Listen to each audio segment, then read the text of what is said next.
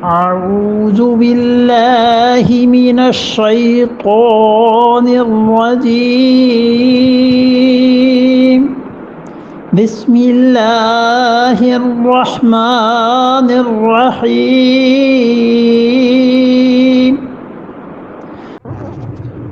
قل هل أنبئكم بشر من ذلك مثوبة عند الله ومن لعنه الله وغضب عليه وجعل منهم القردة والخنازير وعبد الطاغوت أولئك شر مكانا وأضل عن سواء السبيل۔ قل آپ فرما دیجئے هل انبئکم میں تمہیں بتاؤں بشر کس کے ساتھ شر ہے من ذالک اس سے زیادہ شر کہاں ہے کس کی بری جزا ہے مثوبتاً جزا عند اللہ اللہ کے پاس یہ جو ذالکہ کا لفظ آیا ہے نا اس سے مراد ہے وہ طریقہ کیا میں تمہیں خبر دوں کیا میں تمہیں بتاؤں کیا چیز کس کی بری جزا ہے برا طریقہ ہے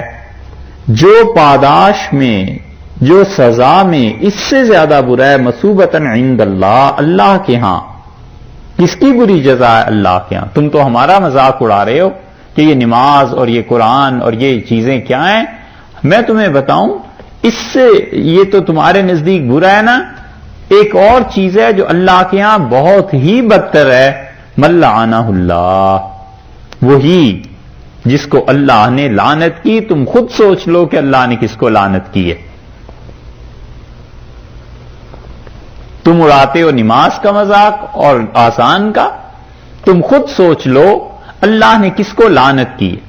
لعنت کا مطلب یہ ہے کہ اللہ نے کس قوم کو اپنی رحمت سے محروم کر دیا ہے اللہ نے کس قوم کو اپنی رحمت سے ہٹا دیا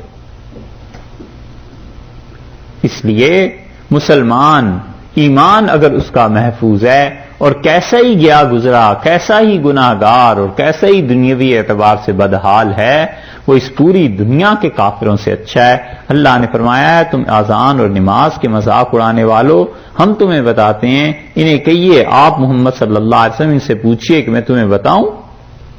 کس آدمی کو بہت برا بدلہ ملے گا اللہ کے ہاں کس کو وہی من لعنہ اللہ جس پہ اللہ نے لعنت کی ہے اپنی رحمت سے دور کر دیا ہے وغضب علیہ اور جس پر اللہ نے اپنا غضب نازل کیا ہے دو چیزیں وجعل اور کیا ہے منہم ان میں سے القردۃ بندر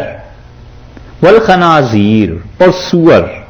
وعبد الطاغوت اور وہ جو شیطان کو پوجنے لگے اولئک شر مکانا یہ لوگ ہیں بدتر ہیں درجے میں وَأَضَلُّ عَنْ سَوَاءِ السَّبِيلِ اور بہت بہک گئے ہیں سوا سیدھی السبیل راہ سے اللہ تعالیٰ کا غصہ دیکھا ہے کیسا اس آیت میں ہے خدا کے کلام میں زور دیکھو اللہ نے فرمایا تم ان چیزوں کا مذاق اڑاتے ہو ہم تمہیں بتاتے ہیں کس پہ خدا کی لعنت ہوئی ہے یعنی تم پر لعنت ہوئی ہے اسی لیے اس سورہ مبارکہ میں آگے چل کر آپ ایک آیت دیکھیے وہ آیت ہے آیت نمبر 78 اسی سورت کی دیکھ لیں اللہ تعالیٰ نے یہاں پھر فرمایا کہ لعن الذین کفروا من بنی اسرائیل اور بنی اسرائیل میں جو لوگ منکر ہو گئے تھے انبیاء علیہ الصلوۃ والسلام کے ان پر لعنت کھائی انہوں نے لعنت بھیجے گئے علی لسان داؤد حضرت داؤد علیہ الصلوۃ والسلام نے ان پہ لعنت کی تھی وعیسی ابن مریم اور عیسیٰ جو مریم کے بیٹے تھے علیہ السلام انہوں نے ان پر لعنت کی تھی تو نبی کی زبان سے اور وہ بھی اتنے جلیل القدر نبی کی زبان سے لعنت کا برسنا کسی پہ بہت ہی اس کے نالائق ہونے کی علامت ہے اس لیے اللہ تعالیٰ نے یہاں پر فرمایا کہ تمہیں پتہ ہے کون برا ہے وہ جن پر اللہ نے لعنت کی وغضب علیہ اور جن پر اللہ کا غضب ہوا اور اللہ کا غضب ان پر ہوا ہے جن کے لیے اللہ نے آگے بتایا کہ ہم نے کیا کیا اور پھر اسی طرح جو ہم پڑھتے ہیں نا غیر المغضوب، اللہ ان کی راہ نہیں چاہیے جن پر تیرا غضب ہوا ہے، وہ یہ چیز ہے کہ خدا کا غصہ نازل ہوا، اور خدا کا غصہ ایسے نازل ہوا کہ شہروں کے شہر ان کے تباہ ہو گئے، اور اللہ نے ان پہ اور کسی قوم کو مسلط کر دیا اور وہ بالکل اجڑ کر رہ گئے۔ تیسری چیز فرمائی ہے کہ وَجَعَلَ مِنْهُ الْقِرَدَةَ وَالْخَنَازِيرَ، اور ان میں جو لوگ بھی تھے وہ بندر بنا دیے گئے اور اس کے ساتھ ساتھ سور بنا دیے گئے۔ یہ کون لوگ تھے؟ ایک تو یہ کہا گیا ہے کہ قردہ جو تھے یہودی تھے، اور ان کی بات وہ پہلے گزر چکی ہے کہ یوم السبت، ہفتے کے دن انہوں نے خدا کی نافرمانی کی اور اس کی پاداش میں انہیں بندر بنا دیا گیا۔ خنازیر کن کو بنایا گیا ہے؟ یہ وہ لوگ ہیں جن کے متعلق مفسرین میں سے ایک گروہ اس بات کا قائل ہے کہ جو عیسائیوں نے اللہ سے دعا مانگی تھی حضرت عیسیٰ علیہ الصلوۃ والسلام کے زمانے میں، یہ قرآن پاک میں المائدہ جو سورت ہے نا، اس کا تذکرہ آگے آ رہا ہے۔ المائدہ تو کہتے ہیں دسترخوان کو نا، اسی سورت کے آخر پر آ رہا ہے کہ ان عیسائیوں نے سیدنا مسیح علیہ الصلوۃ والسلام سے کہا کہ آپ اللہ سے دعا کیجئے اللہ تعالیٰ ایک دسترخوان نازل کرے آسمان سے، اوپر سے آئے اور اس میں بہت اچھے اچھے کھانے ہوں اور ہم ان کھانوں کو کھائیں گے، اس سے ہمارے ایمان میں اضافہ ہوگا اور ہم آپ کے متعلق یہ کہہ سکیں گے کہ ہم نے اپنے نبی علیہ الصلوۃ والسلام کا معجزہ دیکھا ہے۔ اس قسم کی بات آگے آ رہی ہے۔ اختلاف اس بات پر ہوا ہے کہ وہ مائدہ، وہ دسترخوان نازل ہوا تھا یا نہیں ہوا تھا۔ جو لوگ کہتے ہیں کہ وہ مائدہ اور دسترخوان نازل ہوا تھا، وہ کہتے ہیں کہ جنہوں نے اس کی نافرمانی کی اور اس کا مذاق اڑایا وہ خنازیر سور بن گئے تھے، اور یہ عیسائی۔ اور عبداللہ ابن عباس رضی اللہ عنہ کی اور جو لوگ اس کے قائل ہی نہیں ہیں دسترخوان کے نازل ہونے کے، وہ کہتے ہیں کہ یہ دونوں سزائیں یہودیوں ہی کو دی گئی ہیں، یوم السبت کی بھی اور خنازیر کی بھی، لیکن یہ کہاں ہوا ہے واقعہ کہ سور کی شکل میں ان کی شکلیں تبدیل کر دی ہوں، کوئی نہیں جانتا، اور کس جگہ ہوا ہے کوئی تاریخ اس کی خبر نہیں دیتی، اور ابھی تک اس کا کوئی کھوج لگایا نہیں جا سکا کہ یہ واقعہ دنیا میں کہاں پیش آیا ہے۔ اور عبداللہ ابن عباس رضی اللہ عنہما وہ بھی ان دونوں سزاؤں کو یہودیوں ہی کے لیے مانتے تھے، اور وہ کہتے تھے، فرماتے تھے کہ قردہ کی جو سزا ہے کہ یہ بندر بنا دیے گئے ان میں سے جو نوجوان تھے، اور خنازیر یہ بھی وہی ہیں جنہوں نے ہفتے کے دن اللہ کی نافرمانی کی تھی، اور یہ بوڑھے تھے جو سور کی شکل میں تبدیل کر دیے گئے۔ ایک بات تو یہ، اور دوسری بات یہ بھی ہے کہ یہ مسخ جو تھا یہ حقیقی تھا یا محض قرآن نے اس طرح ذکر کر دیا ہے کہ ان کے دل ایسے کر دیے گئے تھے، ان کی سیرتیں ایسی بنا دی گئی تھیں، حقیقت میں چہرے تبدیل نہیں کیے گئے تھے۔ جمہور اہل سنت اور مفسرین سب کے سب اس طرف گئے ہیں کہ وہ کہتے ہیں یہ مسخ حقیقی تھا، یہ مسخ ایسا نہیں تھا جو مانوی ہو کہ صرف ان کی سیرتیں تبدیل کر دی گئی ہوں، وگرنہ سیرتیں تو کس کس قوم کی تبدیل نہیں ہوتی۔ اللہ نے اتنے اہتمام سے یہاں ذکر کیوں کیا؟ اللہ تعالیٰ نے جب لعنت کر دی تھی تو پھر تو ان کی سیرتیں مسخ ہو ہی جانی تھی۔ یہ جو رشید رضا مصری ہیں نا، جن کا پہلے بھی بتایا تھا، جنہوں نے اہل کتاب میں ہندوؤں اور سکھوں اور فلاں فلاں سب کو لے لیا ہے، رشید رضا مصری نے بھی اس آیت کریمہ پہ بہت کچھ لکھا اپنی تفسیر میں،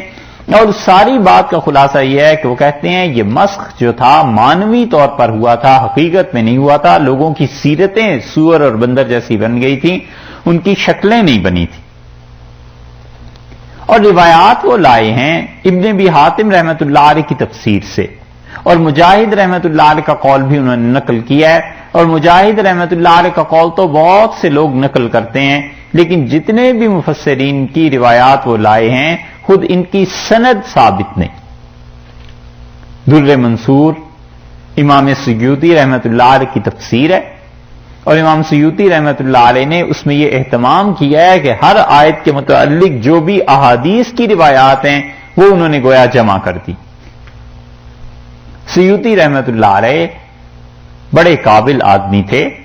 شاید ہی کوئی علم اور فن ایسا ہو جس میں انہوں نے نہ لکھا ہو، یہاں تک کہ بعض حضرات نے انہیں مجدد مانا ہے اور انہیں اجتہاد کا بھی دعویٰ ہو گیا تھا، اور سیوطی نے بہت کچھ لکھا ہے، حدیث میں، تفسیر میں، فقہ میں، ہر چیز میں لیکن جہاں وہ حدیث کی روایات بتاتے ہیں ان میں غفلت کی بات ہے۔ سیوطی اس درجے کے آدمی تھے کہ سلطان محمود غزنوی نے انہیں خط لکھا تھا کہ آپ ہمارے ہاں آئیں، تو انہوں نے انہیں جواب میں لکھا کہ میں حضور اقدس صلی اللہ علیہ وسلم کی زیارت کرتا ہوں عالم بیداری میں، اور میں ڈرتا ہوں کہ کسی بادشاہ کے ہاں جاؤں تو یہ شرف میرا چھن جائے۔ رسول اللہ صلی اللہ علیہ وسلم کا عالم بیداری میں کوئی آدمی دیکھے،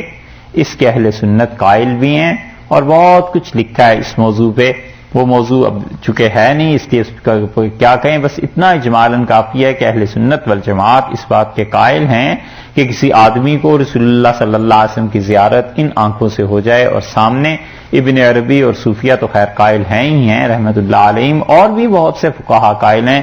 سیوطی رحمت اللہ علیہ نے خود اپنے متعلق لکھا ہے کہ میں نے رسول اللہ صلی اللہ علیہ وسلم کو عالم بیداری میں 100 مرتبہ کے قریب دیکھا، اور ایک دن میں نے ان سے پوچھا کہ اللہ کے رسول آپ کیا کہتے ہیں، میں جنتی ہوں یا جہنمی؟ تو رسول اللہ صلی اللہ علیہ وسلم نے تم اہل جنت میں سے ہو۔ میں نے عرض کیا عذاب کے بعد یا عذاب کے بغیر؟ تو مجھ سے فرمایا کہ بغیر عذاب کے۔ یہ سارا شرف ہونے کے باوجود جہاں علمی بات آتی ہے نا، تو سیوطی رحمت اللہ کو جو روایت ملتی ہے وہ درج کر دیتے ہیں، وہ اس سے بحث نہیں کرتے کہ یہ حدیث صحیح ہے، غلط ہے، ضعیف ہے، موضوع ہے۔ ان کا غالباً یہ خیال ہوگا کہ میرے بعد آنے والے خود ہی تحقیق کر لیں گے، میں ایک چیز ایک جگہ جمع کر جاؤں، آنے والے دیکھیں اس کو جو کچھ بھی۔ ان کی در منصور سے یہ روایات انہوں نے لے لی رشید رضا مصری نے، اور انہوں نے اس پہ کہہ دیا کہ یہ چیز ہے، حالانکہ بات ایسی نہیں ہے، کوئی بھی امت میں اس بات کا قائل نہیں ہوا مفسر کہ وہ اس مسخ کو مانوی طور پر مانے، بلکہ وہ سب اس بات کے قائل ہیں کہ حقیقتاً جسمانی طور پر ان کے چہرے اور ان کی شکلیں بگاڑ دی گئی تھی۔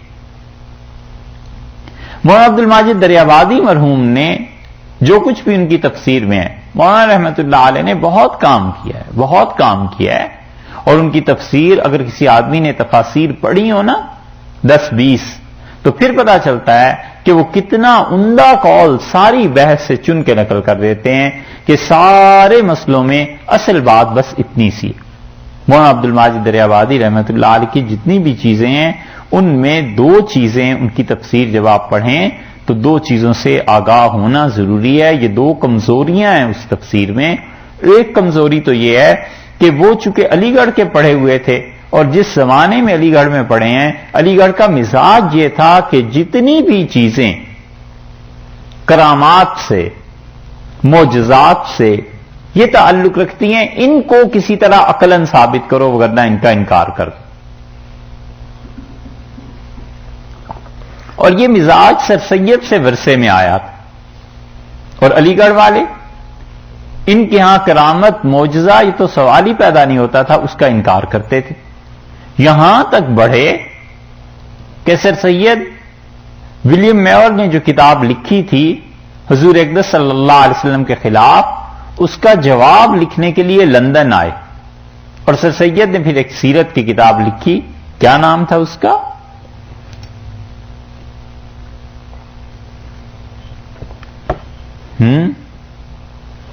یہ ہندوستانیوں کا حال ہے۔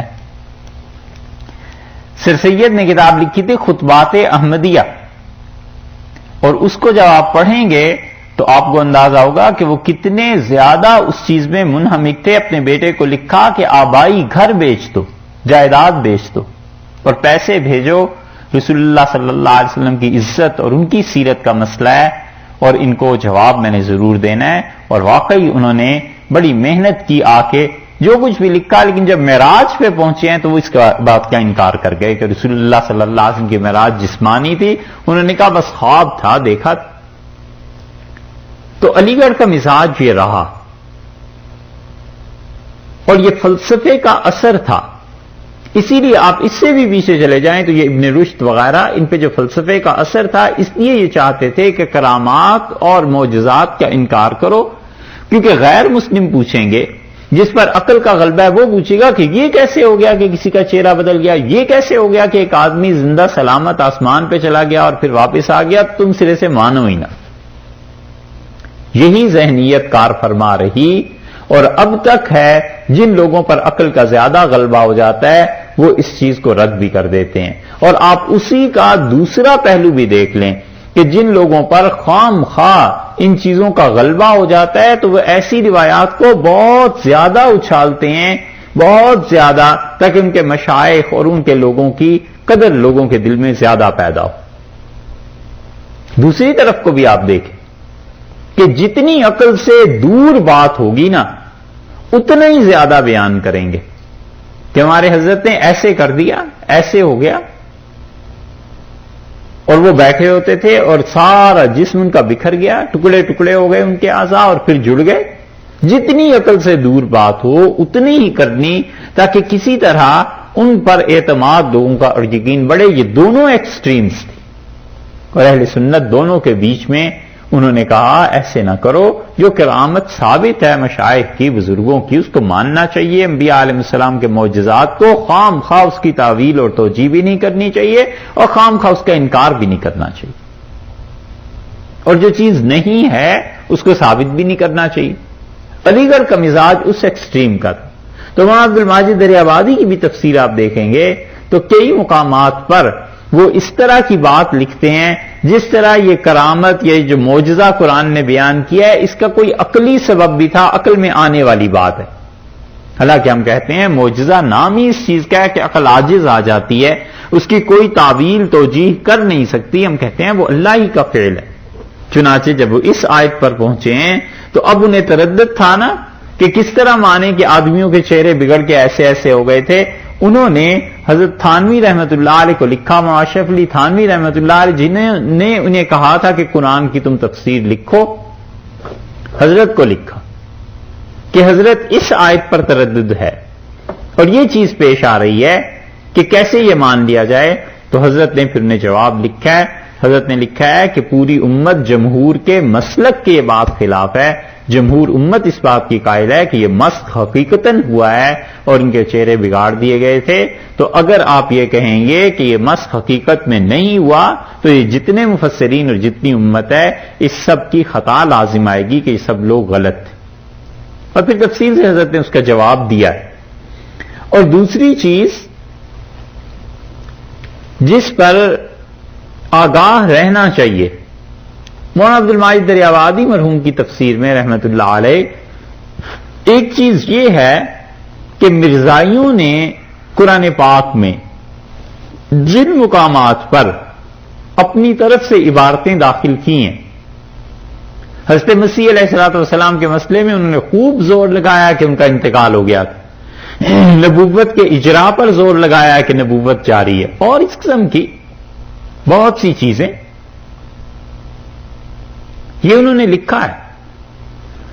مرزائیوں نے سب کچھ. مولانا جب ان مقامات پر پہنچتے ہیں نا تو وہ اپنے قلم کو نرم کر لیتے ہیں،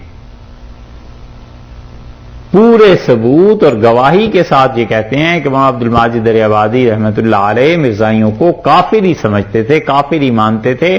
ان کی جو کتابیں انسائکلوپیڈیاز اب بھی ندوہ کی لائبریری میں اور علی گڑھ میں ہیں، ندوہ میں ہم نے دیکھا ان کی لائبریری میں جو ان کے استعمال میں کتابیں رہی ہیں، انگلش چونکہ مولانا بہت اچھی جانتے تھے، اس کے حاشیے پہ بھی انہوں نے وہی چیزیں لکھی ہیں ان کے کفر کے متعلق کہ یہ اس وجہ سے کافر ہو گئے، یا اس وجہ سے مرزا بشیر کے متعلق لکھا ہے کہ وہ یہ بات کہتا تھا لہذا دیکھو یہ اس وجہ سے کافر ہو گیا، یہ سب چیزیں. لیکن یہ جو نرمی ہے نا تھوڑی سی، وجہ اس کی یہ ہے کہ علی گڑھ کے ہی پڑھے ہوئے تھے محمد علی، یہ جو لاہوری مرزائیوں کے بانی ہیں نا محمد علی لاہوری، اس محمد علی لاہوری نے ہی مولانا عبد الماجد دریابادی کو اسلام کی طرف کھینچا تھا.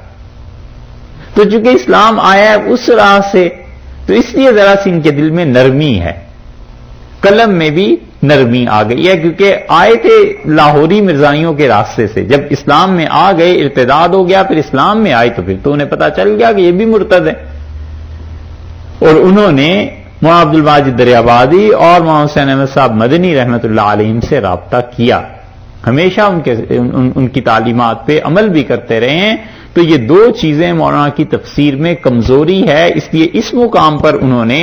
یہ چاہا تو ہے کہ کسی طرح انکار کر دیں، لیکن پیر و مرشد حضرت تھانوی رحمت اللہ علیہ تھے تو تھانوی رحمۃ اللہ علیہ سے ہی تعلق تھا تفسیر میں، تو اس وجہ سے وہ انکار نہیں کر سکے، اور ان کی بیعت ہوئی تھی حضرت سے۔ بیعت کے لیے لکھا انہوں نے، حکیم الامت ایک کتاب ہے، ان کی بڑی دلچسپ کتاب ہے، پڑھنے کے قابل ہے۔ بیعت کے لیے انہوں نے لکھا تھا دیوبند میں حضرت مولانا حسین احمد صاحب مدنی رحمۃ اللہ علیہ کو کہ حضرت مجھے بیعت فرما لے، تو حضرت مدنی رحمۃ اللہ علیہ پر تو اتنا غلبہ تھا تواضع کا، ان کے خطوط پڑھیں تو اندازہ ہوتا ہے، 4 جلدوں میں مکتوبات شیخ الاسلام، انہیں پڑھیں تو اندازہ ہوتا ہے کہ بڑے لوگوں کی کیا حالت تھی، بڑے لوگ کیسے اپنے آپ کو کچھ نہیں سمجھتے تھے۔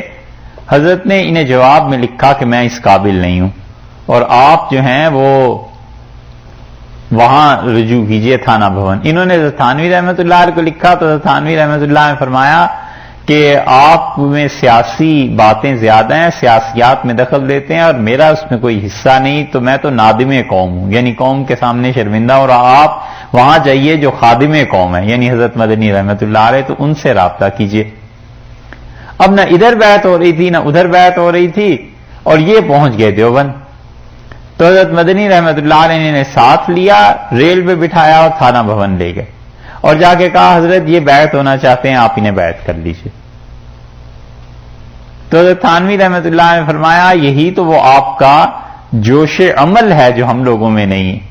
ان کا حضرت انہیں بیعت فرما لیں۔ حضرت نے فرمایا حضرت میں تو اس قابل نہیں ہوں۔ فرمایا آپ قابل نہیں ہیں، اور وہاں گنگوئی رحمۃ اللہ نے آپ کو ویسے ہی خلافت دے دی تھی۔ آخر بحث کے بعد طے یہ پایا کہ بیعت تو کر لیں حضرت مدنی رحمۃ اللہ علیہ، اور تربیت کے لیے حضرت تھانوی رحمۃ اللہ علیہ ان کے سپرد کر دیا جائے، اور یہی چیز ہوئی۔ حضرت نے بیعت فرما دیا اور کہا تربیت کے لیے حضرت سے رابطہ رکھو، تو حضرت تھانوی رحمۃ اللہ علیہ سے برابر ان کی خط و کتابت رہی ہے، کئی برس کی یہ خط و کتابت ان کی چھپی ہوئی ہے، حکیم الامت کے نام سے جو کتاب انہوں نے لکھی ہے اس میں بھی یہ خط آ گیا ہے ان کا۔ یہ اس لیے عرض کر رہے ہیں کہ ممکن ہے اللہ تعالیٰ کسی کو توفیق دے آئندہ تفسیروں پہ کام کرنے کی، تو مفسرین بہت سے ایسے ہیں جن کی تفسیریں ایک سے ایک الحمدللہ عمدہ ہیں، مگر بعض کمزوریاں آ جاتی ہیں نا چیزوں میں، تو پڑھنے والے کو خیال رہے کہ اس کو اس نقطۂ نظر سے پڑھنا ہے۔ تو مولانا یہاں پر عبد الماجد دریابادی رحمۃ اللہ علیہ وہ اس چکر میں ہے کہ کسی طرح اس مسخ کو مانوی مانا جائے، حقیقی نہیں، اور رشید رضا مصری کو بھی اسی لیے انہوں نے کوٹ کیا ہے، مگر ان سب کی رائے کا کوئی وزن نہیں ہے، ویٹیج نہیں ہے، اس میں جمہور امت اس بات کی قائل ہوئی ہے کہ یہ مسخ حقیقی تھا، یہودیوں کے ساتھ تھا، ان کے 2 گروہ بن گئے تھے یوم السبت میں ہفتے کے دن، یا یہ کہ پہلا قردہ بندر یہ یہودیوں کے ساتھ تھا اور یہ عیسائیوں کے ساتھ تھا خنازیر، یہ وہ بن گئے تھے، کچھ بھی ہو یہ مسخ حقیقی تھا۔ اس کے بعد ارشاد فرمایا وعبد الطاغوت، اور کیا ہوا؟ یہ جو واو ہے نا اس کا عطف کہاں جا کر پڑ رہا ہے؟ من لعنہ اللہ۔ اسی آیت میں چند لفظ پیچھے آپ دیکھیے، چند الفاظ پہلے جو گزرے ہیں کہ من لعنہ اللہ، جن پر اللہ نے لعنت کی، ٹھیک ہے، ومن عبد الطاغوت، اور جو لوگ پرستار ہوئے شیطان کے۔ یہ ہے چیز۔ ایک تو ترجمہ یہ ہوا کہ تمہیں بتائیں کون جو اپنی جزا میں برا ہوا، تمہیں بتائیں یہ آذان اور نماز کا مذاق اڑانے والوں، میں تمہیں بتاؤں کس کی بری سزا اللہ کے ہاں ہے؟ وہی جس کو اللہ نے لعنت کی، من لعنہ اللہ، ومن عبد الطاغوت، اور جس نے عبدہ کا یہ فعل ہے نا ماضی کا، فعل ماضی ہوا نا، تو طاغوت یعنی شیطان کی اس نے پرستش کی، تو ایک ہی گروہ ہو گیا۔ عبدہ کا لفظ اگر ایسے ہی پڑھا جائے جیسے کہ لکھا ہے، یہ امام حفص رحمۃ اللہ علیہ کی قرات کے مطابق، تو ترجمہ یہ ہوا فعل ماضی کی صورت میں کہ عطف جا پڑا پیچھے لعنہ اللہ پر، من پر، تو وہ جنہوں نے پرستش کی، عبادت کی، پوجنے لگے شیطان کو، تو شیطان کی پرستش، طاغوت، اللہ کے علاوہ تمام وہ چیزیں جو اپنی عبادت چاہتی ہیں اور ان کی عبادت کی گئی، یہ شیطان کو پوجنے والے تھے، ایک چیز۔ اور اگر عبدہ کو ایسے نہ پڑھا جائے جیسے دوسری قراتوں میں آیا ہے، اس کو پڑھا جائے عبدت طاغوت، عبدت طاغوت، تو اس کا مطلب ہوا شیطان کے بندے۔ عبداللہ اللہ کا بندہ، عبد الرحمن رحمان کا بندہ، نام ہوتے ہیں نا، اسی طرح عبد الطاغوت شیطان کے بندے تھے، یہ شیطان کے پرستار نہیں، شیطان کو اپنا رب ماننے والے تھے۔ اور اگر آپ ان کی تاریخ پڑھیں تو حقیقتاً ایسے بھی ایک فرقہ گزرا ہے جو واقعی شیطان کو اپنا خدا مانتا تھا اور شیطان کی عبادت کرتے تھے، اب بھی علیہ باللہ پائے جاتے ہیں۔ اب بھی بے دین جو ہیں ان میں ایک پورا گروہ ایسا پایا جاتا ہے جو واقعی شیطان کو اپنا خدا مانتے ہیں اور شیطان کی عبادت کرتے ہیں، اور جتنے شیطانی کام ہیں وہ سب ان کے ہاں درست۔ تو دونوں طرح اسے پڑھا گیا اور دونوں طرح اس کی قرات کی گئی ہے۔ تو پہلی صورت میں بنے گا کہ وہ جن پہ خدا کی لعنت ہوئی اور انہوں نے شیطان کی پرستش کی، اور دوسری صورت میں ترجمہ بنے گا کہ من لعنہ اللہ، جن پہ لعنت ہوئی، خدا کا غضب ہوا، بندر اور سور بنے اور شیطان کے بندے بن گئے۔ یہ ہے اولئک، یہ لوگ جن کا تذکرہ ہم نے کیا ہے، شر مکانا، یہ لوگ تھے شر مکانن، بدتر درجے میں، بہت ہی برا درجہ تھا جس میں تھے، وَأَضَلُّ، اور بہت زیادہ گمراہ ہوئے، عن سواء السبیل، سیدھی راہ سے بہت زیادہ یہ لوگ ہٹے ہوئے تھے۔ اس لیے اللہ نے بتایا کہ تم لوگ دیکھو ان کی حالت یہ ہے، خود ہدایت ان کے پاس ہے نہیں، اور خدا کی نافرمانیوں کی وجہ سے خدا کا عذاب ان پر نازل ہوتا رہا ہے، اور اٹھ کے یہ مذاق اڑاتے ہیں اب اسلام کا اور دین کا اور نماز کا اور آسان کا۔ خدا کا غضب ایسے ایسے ان پہ نازل ہوتا رہا۔ شرم مکانہ کا لفظ ارشاد فرمایا ہے، شرم مکانہ یعنی یہ لوگ ایسی جگہ پر پہنچے، درجے میں ایسے پہنچے جو شر ہے۔ یہ نہیں کہا کہ یہ شریر ہے، آپ غور کیجئے، یہ نہیں کہا کہ یہ جن پہ لعنت ہوئی، غضب ہوا، فلاں فلاں، یہ لوگ شریر ہیں، بلکہ فرمایا ہے کہ ایسی جگہ پر پہنچے جہاں پر شر ہے۔ یہ اصل میں مزید مبالغہ ہے کہ ایسا مقام جہنم جہاں پر آگ ہی آگ ہے، جہاں پر شر ہی شر ہے، جہاں پر خدا کا غضب ہی غضب ہے، یہ وہاں جا کر پہنچے۔ تو جو جگہ ہے ہی سراپا جہنم اور ہے ہی سراپا شر کی اور ہے ہی بدتر درجہ، شر کا ترجمہ کرنا چاہیے بدتر، جو سب سے بدتر جگہ ہے، سب سے بری جگہ ہے، وہاں پر جا کر انہوں نے ڈیرا لگا لیا، تو اب وہاں سے خیر کہاں سے آئے گی؟ وَأَضَلُّ عَن سَوَاءِ السَّبِيلِ، اور کہاں سے؟ اضل، بہت گمراہ، عن سواء السبیل، سیدھی راہ جو تھی اس سے بہت پرے جا گرے۔ اللہ تعالیٰ نے مبالغے کی بات ارشاد فرمائی ہے، اضل میں بھی کہ بہت بہک گئے، اور شرم مکانہ میں بھی مبالغہ ہو گیا کہ ایسی جگہ پہ پہنچے جہاں خیر کا گزر ہی نہیں ہوا، سراپا شر ہی شر۔